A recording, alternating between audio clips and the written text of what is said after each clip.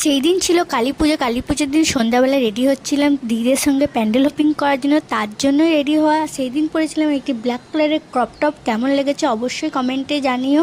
আর makeup করাটা এটা compulsory. এবার যেভাবে আমি রাত জেগে জেগে চোখের নিচে কালি বসিয়েছি কী আর বলবো। এনিওয়ে, তো কারা কারা আমার মতো হাত দিয়ে আইশ্যাডো পরে নাও অবশ্যই কমেন্টে জানিও। আর আমি নিশ্চয়ই একা নয়। এনিওয়ে, পুজোর সময় গেট রেডি শ্যুট করতে কী যে চাপের বলে বোঝাতে পারবো না।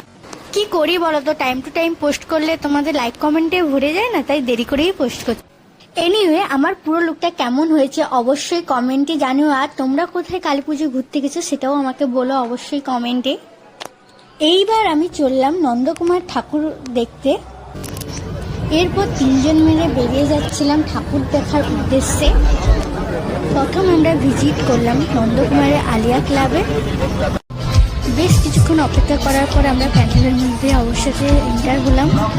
প্যান্ডেলটা খুবই সুন্দর হয়েছিল, বাইরে থেকেও ভিতর থেকেও।